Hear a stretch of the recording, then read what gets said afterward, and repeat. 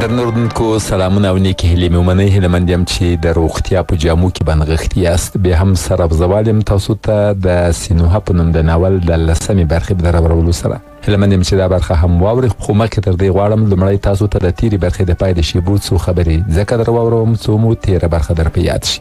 وکشي ورته.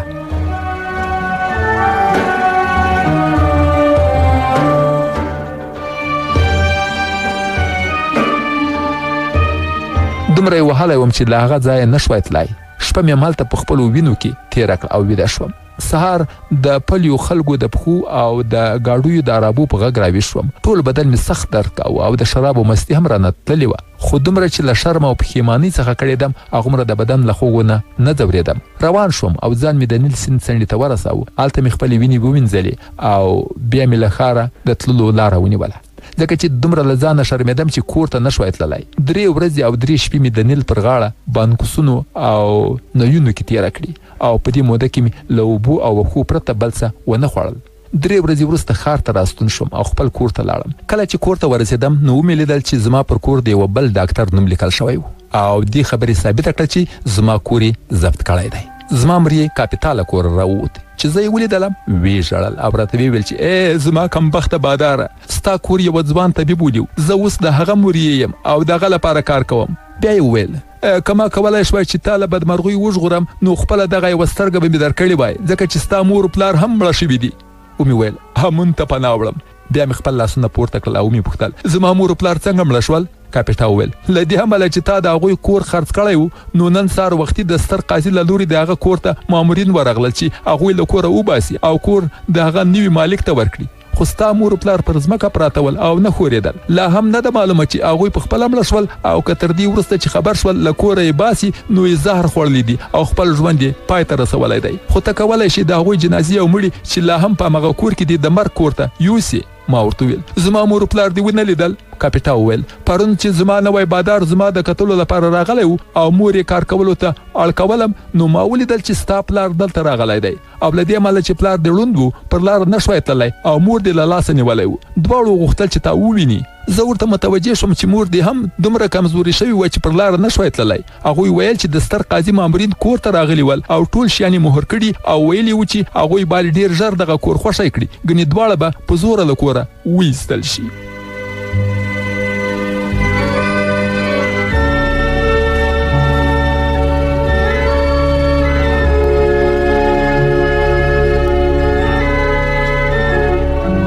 بلې درنو اورېدونکو تر همدې ځایه مو تېره برخه اورېدلې وه چې د سینوها غلام سینوها ته ویل چې مور دې هم دومره کمزورې شوې وه چې پر لارې نه شوی تللی او هغوی ویل چې د ستر قاضي مامورین کور ته راغلي ول او ټول شیان یې مهر کړي او ویلي و چې هغوی باید ډېر ژر دغه کور خوښی کړي، ګنې دواړه به په زوره له کوره وایستل شي. تر همدې ځایه مو تېره برخه اورېدلې وله.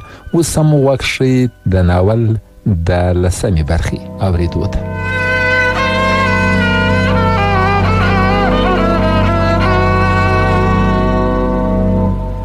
خیر کاپیټا چې د سینوها غلام و خپلو خبرو ته دوام ورکړ. ورته ویل چې پلار دې له مامورینو پوښتنه کړې وه چې د څه لپاره دوی له کوره باسئ نو هغوی ځواب ورکړی و چې ستاسو زوی سینوها دغه کور یوې بدنامې ښځې ته ورکړی چې له هغې څخه خوند واخلي. پلار دې له ما وغوښتل چې تا ته خبر درکړم چې ته ورشې، خو زه نه پوهېدم چې ته چېرته یې. د پلار سترګو دې زیر نه کاوه، خو غوښتل یې چې یو شی ولیکي او ما ته یې وویل چې کاپیټا یوه ټوټه نري میس راکړه چې د کاتب په وسیله پرې لیک ولیکم او که مړ شوم دغه لیک مې زوی ته ورسیږي. ما یوه ټوټه نري میس له خپلې زیرمې څخه ورکړله او هغه ستا له مور سره ولاړ.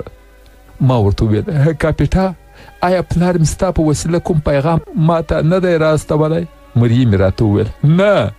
زړه مې په کوګل کې تر ډبرې هم دروند شوی و، تر دې حده چې پر خپلو پښو نه شوی درېدلی. پر ځمکه کېناستم او ومې لیدل چې کاپیټا هر څومره سپین زر او مس چې دي زیرمه کړي بیرها یې کړه رایې وړه او ما ته یې راکړه، ځکه چې مور و پلار مې مړه شوي دي. زه د هغوی د مومیایي کولو لپاره هیڅ فلیز هم نه لرم. که ژوندی پاتې شوم ستا مس او سپین زر به بیرته درکړم او که مړ شم امون به یې بدله درکړي. کاپیټا وژړل او ویې ویل که ته زما یوه سترګه هم وغواړې چمتو یم چې درې کړه، خو سپین زر او مس نه لرم. ما دومره ټینګار وکړ چې هغه لاړ او له دې وروسته چې شاوخوا یې وکتل چې څوک یې نه څاري په باغچه کې یوه ډبره لرې کړه او ترې لاندې یوه زړه کڅوړه راپورته کړه چې پکې څو ټوټې مس او سپین زر وو. هغه یې ماته راکړل او ویې ویل ای زما باداره دغه مس او سپین زر چې تا ته یې درکوم زما د ټول عمر بس پنه ده او له دې پرته په نړۍ کې بل هیڅ نه لرم. ورته مې وویل کاپیټا زه ډاکټر یم او که ژوندی پاتې شوم د دې 10 برابره به درکړم. ما غوښتل په هغه وخت کې له سلطنتي ډاکټر پاتور او خپل دوست توتم څخه قرض واخلم، خو له دې امله چې ځوان او بې تجربې وم فکر مې کاوه چې له هغوی څخه قرض واخلم نو د هغوی پر وړاندې به مې خپل حیثیت تر پښو لاندې کړی وي. کله چې د خپل مور و پلار کور ته ولاړم ومې لیدل چې ټول ګاونډیان راټول شوي دي او زما د مور و پلار څیرې تورې شوي وي او د کوټې په منځ کې په یوه غټ خټین منقل کې لا هم اور بلیږي. پوه شوم چې مور و پلار مې په زغال سره ځانونه وژلي دي. ستر منقل یې له زغالو ډکړی او اور یې ورکړی دی ځکه چې د کوټې دروازې او کړکۍ هم بندې وي او هغوی مړه شوي ول. یو ټوکر مې راواخیست، مور و پلار مې پکې تاو کړل، یو خرکار مې راوغوښت او یوه ټوټه مس مې ورکړل او هغوی ته مې وویل چې زما مور و پلار دارالممات ته ورسوئ. هلته کارګران زما د مور و پلار منلو ته حاضر نه ول او ویل چې لومړی باید د دغو 2 کسانو د مومیایي کولو پیسې ورکړم. ما ورته وویل چې هغه وخت چې دوی مومیایي شي د کار اجره به ورکړم، خو د دارالممات کارګرانو نه منله.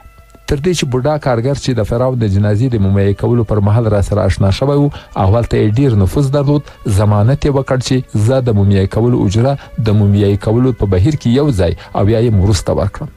بیا مې یو پړی د مور او یو د پلار په پښو کې وتاړه چې له نورو مړیو سره یې توپیر وشي او هغوی مې د مالګې په حوض کې چې د بېوزلو جنازو لپاره ځانګړی شوی و واچول. کله چې ډاډه شوم جنازې د مالګو په اوبو کې ځای په ځای شوي نو کور ته راستون شوم. هغه ټوکرونه مې بیرته راوړل چې له دغه ځایه مې وړي ول او د مور و پلار مړي مې پکې تاو کړي ول ځکه دغه ټوکرونه نور زما نه بلکې د کور د نوي مالک مال بلل کېدل او که ما اخیستې وای نو غلا حسابېده. کله چې مې غوښتل له کوره راووځم او دارالممات ته لاړ شم نو یو کس چې د کوڅې په څنډه کې به د نانوایي دوکان ته نږدې ناست و او لیکنې به یې کولې راولاړ شو. نارې یې کړې سینوها او سینوها. زه ور نږدې شوم او هغه یو پاپریس یعنی مصري کاغذ راکړ او راته ویل چې دغه لیک د پلار تا ته ولیکه او سپارښتنه یې وکړه چې کله راغلی دروې سپارم. ما لیک پرانیست او داسې مې ولوست. پکې لیکل شوي ول سینوها زموږ ګرانه زویه، له دې امله چې زموږ قبر او کور دې خرڅ کړل مه خواشینی کېږه ځکه غوره دا ده چې موږ قبر ونه لرو او بیخي له منځه لاړ شو. په دې توګه به په بله دنیا کې د اوږد سفرونو ډیر زیار نه ګالو. ته چې کله په لومړي ځل زموږ کور ته راغلې موږ دواړه بوډاګان وو او زموږ کور ته ستا راتګ زموږ د عمر وروستی پیر له خوښیو ډک کړ.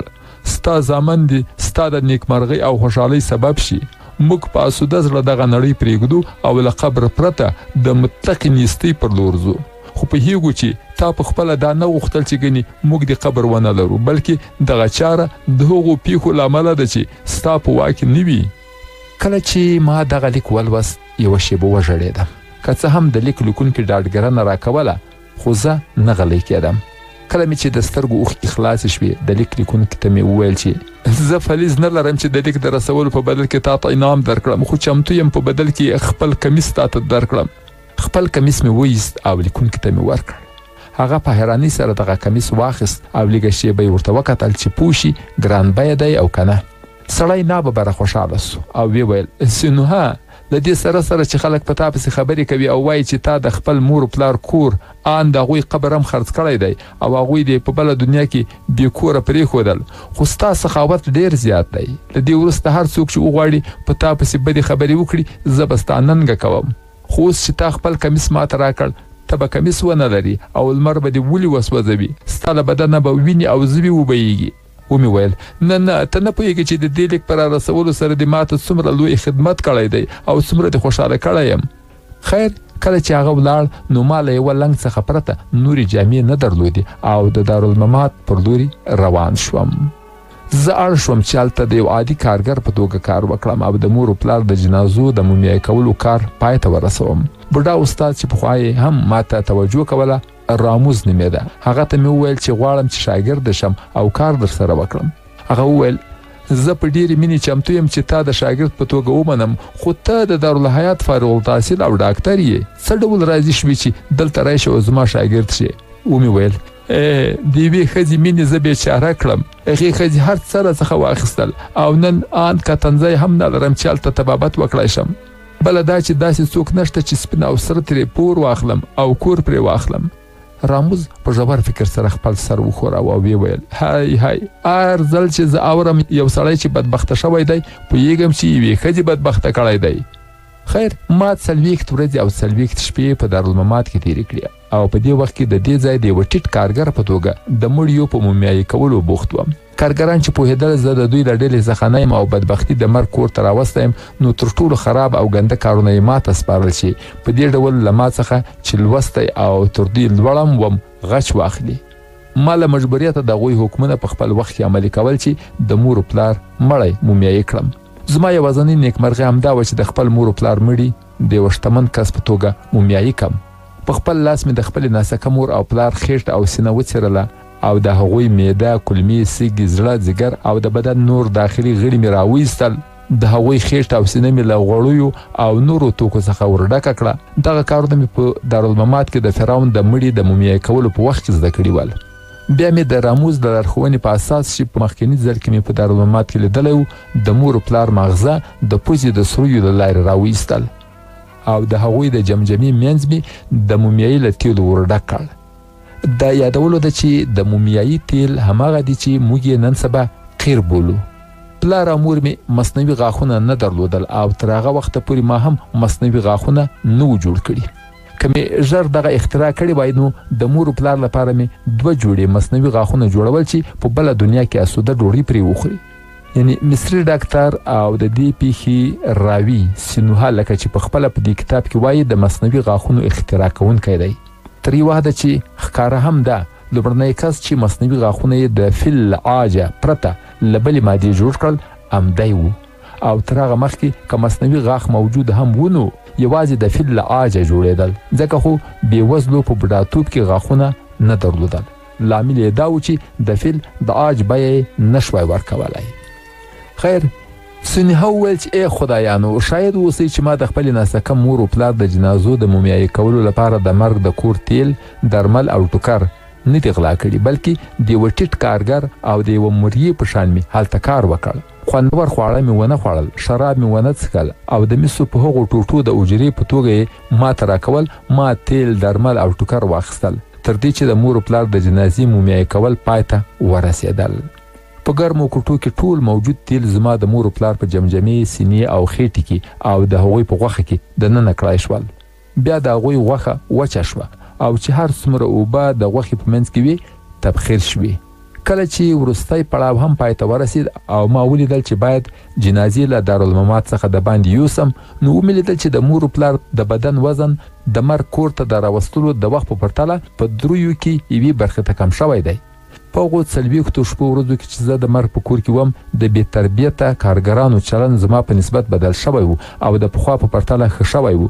که څه هم دوی هم هغه راز سپکې سپورې ویلې او زه یې سپکولم، خو په ما نور په قهر نه ول او سپکاوی خو د هغوی په طبیعت کې و، ځای یې نه شوی بدلولی.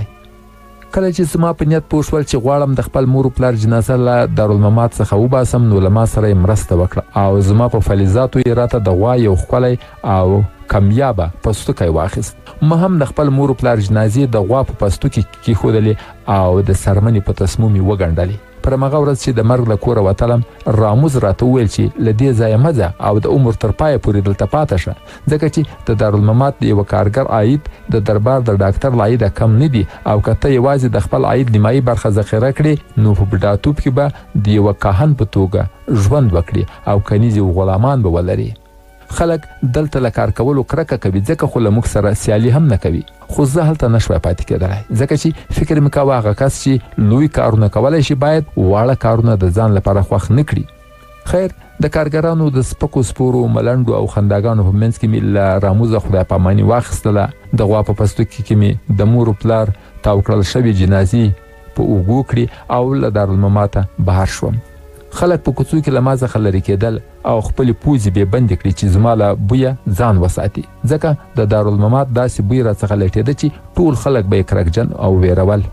تبس 2 ستر ښارونه لري، یو د ژوندیو ښار دی او بل د مړو ښار. د مړو ښار د نیل په بله څنډه پروت دی او د شپې مهال د ژوندیو په پرتله د مړو د ښار ډېره ساتنه کېده. زه پوهېدم چې د مړو ښار ته ننوتل ناشوني دي، ځکه چې ساتونکي به مې سمدستي ووژني، خو وادي الصلاتین ته ورتګ ممکن وو. د شاهانو کلی یا سیمه هم د نیل په بلې غاړې وه، خو د مړو له ښاره پورته لورته او په سویل کې وو او د مصر ټول فرعونان د نړۍ له پیله تر اوسه پورې په وادي الصلاتین کې ښخ شوي دي. د شپې د مړیو د ښار ساتونکي دومره څارل کېږي چې د شاهانو سیمه هم دومره نه ساتل کېږي. لامل یې دا دی چې ساتونکي او خلک پر دې پوهېږي چې کله کاهنین یو فرعون په هدیره کې ږدي، د هغه په قبر داسې تلسم یا جادو کوي چې هر څوک وغواړي د یو فرعون هدیرې ته ولاړ شي وبمري، یعنې مړ به شي. زه په تلسم یا جادو عقیده نه لرم او فکر هم نه کوم چې تلسم دی وکړای شي انسان ووژني، خو خیال کوم چې مصري کاهنین له دې وروسته چې یو فرعون ښخ کړي د قبر دیوالونه او دروازې او حتی د قبر لوښي او شیان او د فرعون تابوت په یو ډول قوي زهر وککړوي چې د وخت په تېرېدا سره له منځه نه ځي، او که څوک د غلا لپاره قبر ته ننوځي او وغواړي ګرانبیه شیان غلا کړي، د هغوی زهرو په وسیله مړه کیږي. خو زه د مرګ غوښتونکی وم، د هغه هرکلی کوم او له ځان سره مې ویل که زه وکړای شم د مور و پلار لپاره یو قبر ترلاسه کړم، مرګ راته اهمیت نه لري. غټه خبره خو دا ده چې زما مور و پلار تلپاتې شي او په بله دنیا کې چې ژوندي شي خپل اوږده مسافرتونه پیل کړي، نو د دې لپاره چې له منځه ولاړ نه شي باید د هغوی جسدونه په یوه قبر کې ښخ کړم. ګنې که په مومیایي شوو جنازو هوا ولګېږي له منځه ځي. د ورځې له پلوه مې د مور و پلار جنازې اوچتې کړي او بیدیا ته ولاړم چې د خلکو له سترګو لرې یم. کله چې شپه شوه صبر مې وکړ چې نوره هم تیاره شي او د شغالانو او لیوانو غږونه پورته شي. بیا ښار ته ستون شوم او د ځمکې د کیندلو لپاره مې یو کلنګ راواخیست او کله چې وادي الصلاتین ته ورسېدم نیمه شپه وه. له دې سره چې لیدل مې ماران د بوټو له منځه راوځي، خو له هغوی څخه نه وېرېدم. څو ځایه مې ستر لړمان هم له مخې تېر شول، خو زه نه وډار شوم ځکه چې له خدایانو مې د مرګ هیله کوله او کلي قاعده دا ده چې کله انسان د مرګ غوښتونکی وي مرګ ورپسې نه راځي. زه د قراول له پوستو خبر نه وم او مجبوره هم وم چې ترې تیر شم، خو چا ونه لیدلم او زما مخه یې ونه نیوله. ښایي زه یې لیدلی هم یم، خو خیال به یې کړی وي چې زه خپله یو مړی یم چې خپله روزي مې په شا کړې ده او د فرعونانو په قبرونو کې ګرځم.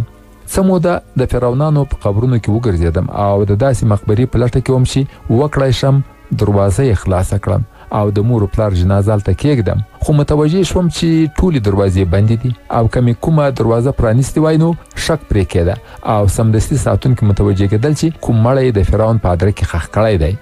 زه له مرګه نه وېرېدم او هغه څه چې د فرعون د تلسم یا جادو په نوم بدل کېدل له هغه هم نه ډارېدلم، ځکه که مې مور و پلار ته کوم قبر برابر کړی وای دې کار به ارام کړی وم، ان که په دې هم پوهېدی چې سمدستي مړ کېږم. کله چې متوجه شوم چې د هیڅ یوه قبر دروازه نشم پرانیستلی، نو د یوې هدیرې د دروازې له باندې مې د کلنګ په وسیله په شګو کې یو قبر وکند. ما د خاورو د لرې کولو لپاره له خپلو لاسو پرته بل څه نه درلودل او لاسونه مې هم په شګو د سولېدو له امله ژوبل شول، خو ما ارزښت نه ورکوه. ځمکه مې دومره وکیندله چې یوه داسې کنده پکې جوړه شوه چې زما د مور و پلار قبرونه پکې ځایېدل. بیا مې په کنده کې د غوا څرمنه هواره کړه او خاورې مې پرې واړولې. له دې کبله چې د فرعون د قبر ستنې له شګو جوړې وي، نو هلته د ځمکې د کیندلو د نښو نښانو د ختمولو کار دومره سخت نه و. بیا مې ارامه ساه واخیسته ځکه چې ډاډمن شوم زما مور و پلار له دې چې د فرعون په څنګ کې دي نو په بله دنیا کې به له خوراکي پلوه په سختۍ کې نه وي، ځکه چې تل به له فرعون سره وي او د هغه له ډوډۍ، غوښې او شرابو به استفاده کوي. کله چې مې د مور و پلار په مړیو خاورې اچولې، لاس مې په یوه سخت شي ولګېد چې راپورته مې کړ، ومې لیدل چې یو وړوکی غونډسکی دی چې قیمتي کاڼي پرې لګېدلي ول. زه پوه شوم چې دا له هغو شیانو څخه دي چې د فرعون د ښخېدا په وخت یې قبر ته راوړي او هلته لوېدلي دي او بیا د فرعون د قبر د جوړېدا پر وخت تر خاورو لاندې شوي دي. غونډسکی مې راپورته کړ او د لاس په پورته کولو سره مې له مور و پلاره خدای پاماني واخیسته. ومې ویل چې هیله کوم چې ستاسې مړي د تل لپاره پاتې شي.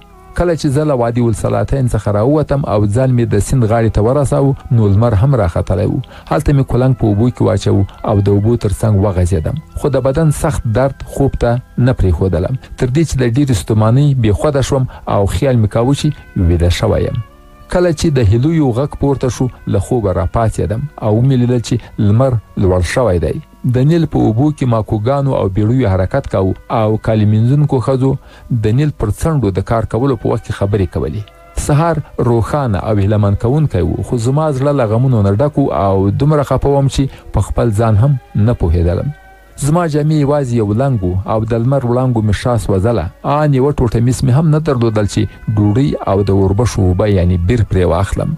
له بدنه مې د دارالممات ناولی بوی پورته کېده ځکه چې لا مې په نیل کې ځان نه و وینځلی. په دغسې ناسم حالت کې مې خپلو ملګرو ته ځان نه شوی ښکاره کولی چې پور یا مرسته ترې وغواړم، ځکه که هغوی لیدلی وای نو پوهېدل چې زه د خدایانو له لعنت سره مخامخ شوی یم.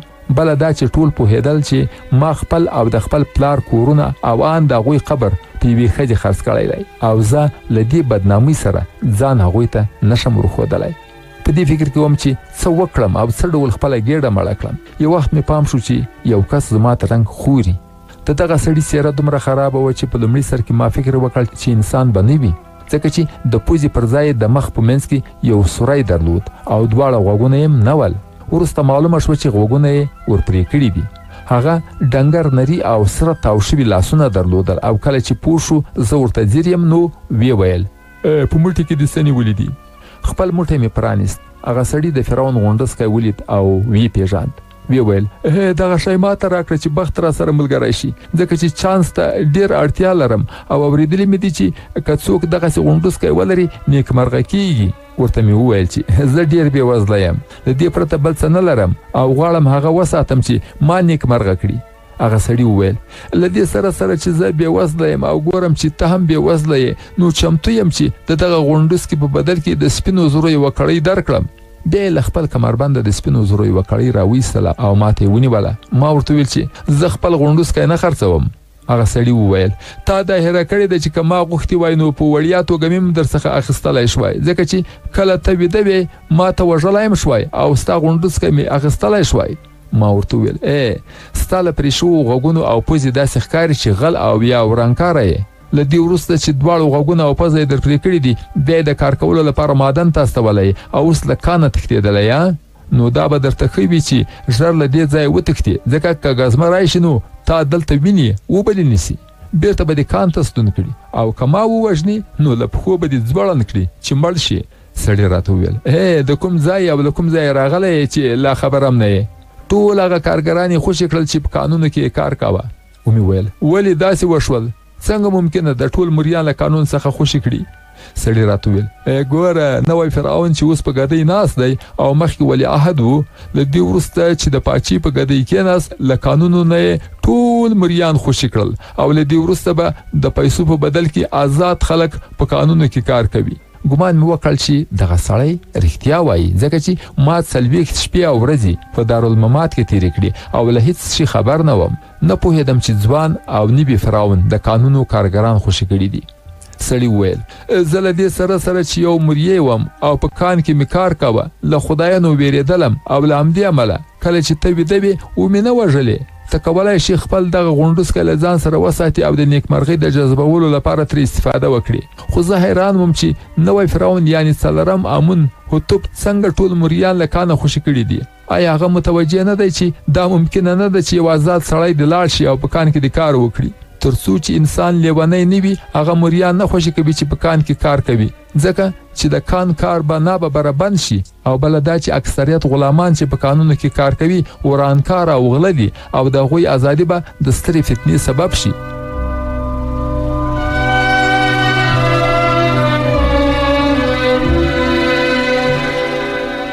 بله درنو اوریدونکو، دا به د سینوها په نوم د ناول 10مه برخه چې تاسو ته مو تر دې ځایه در واوروله. بله برخه سبا در اورم انشاءالله. تر هغو مو بلو یو بخښونکي رب العالمین سپارم. پاک علامه مل روغ جوړ خوشحاله او بریالي واوسئ.